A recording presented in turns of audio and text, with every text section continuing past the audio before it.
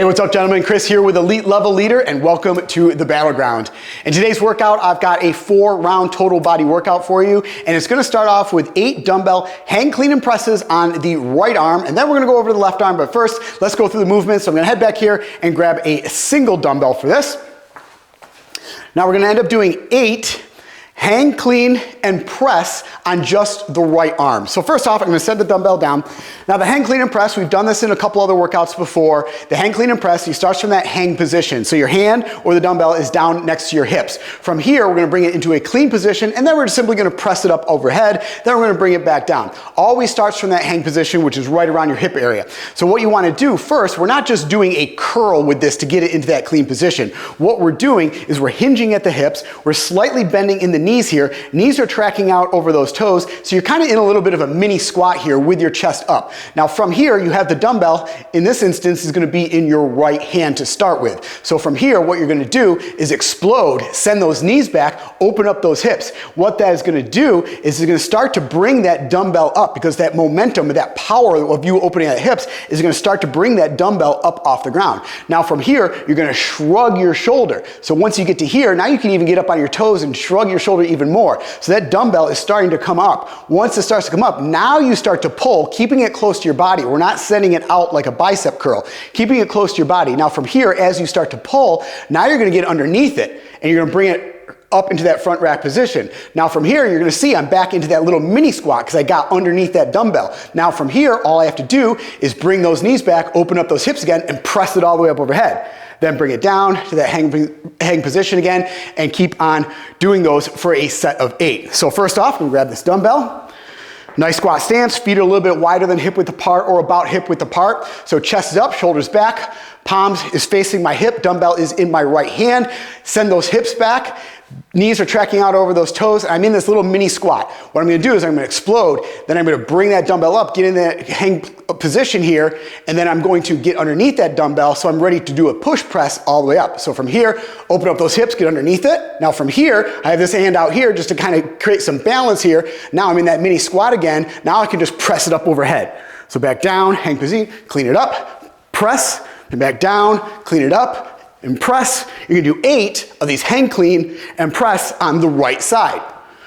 Now, once you've done 8 on that right side, guess what we're gonna do? We're gonna switch off and we're gonna do 8 on the left side. So same thing we were doing before, just on the left side. After you complete 8 of those, now what we're gonna do is 10 dumbbell overhead forward lunges on the right side. Once again, we're doing right side first, then left side. Now we're doing overhead forward lunges. So first off, we have to get this dumbbell up in an overhead position. From here, then we're gonna lunge forward. If the dumbbell is in your right hand, you're lunging forward with your right leg, and then back and all the way down. We're gonna do 10 on the right and then 10 on the left. By starting with the right here, we first have to get this dumbbell up overhead. A couple different ways you can do that. You can simply squat down, bring it up, and use that clean technique we had done before, the hang clean, to clean it up and then press it up. So now you're in this position. You can also snatch it from this position, which would be feet a little bit wider than hip width apart here. You bend back, snatch this dumbbell up into this front overhead position here. Now, when you have this dumbbell in this overhead position, you wanna make sure that everything is stacked nicely. So wrist, elbows, shoulder, all in a line here. So everything's stacked nicely here. We don't want that dumbbell going out in front or behind. Also, keep that bicep really close to your ear. We don't want this dumbbell flailing off to the side or up over the top of your head. So really engage your tricep and your lats and your traps to keep that dumbbell up overhead. Once you have this dumbbell up into this overhead position, like I said, if it's in your right hand, you are then going to lunge forward with your right leg. Then you come all the way up, and you're just gonna do a set of 10 of these overhead lunges. Once you've completed 10 of those, then you're gonna switch off to the left side. You're gonna do 10 on that left side, dumbbell in the left hand, lunging forward with that left leg. A couple things I wanna go over in the lunges. So first off, I mentioned before, keeping that bicep close to your ear, engaging your tricep, everything is stacked nicely. Now, Engage your lats, everything in there. Now, what's gonna happen is when you lunge forward, the momentum is gonna wanna swing this dumbbell back and forth. So that's why I make sure you are engaging your tricep, your lats, your traps, everything to make sure that that's not happening. Also, when you go into this lunge, what's gonna happen is it's gonna wanna pull you forward. So keep that chest up, shoulders back the entire time, so your torso is straight up and down, just like this.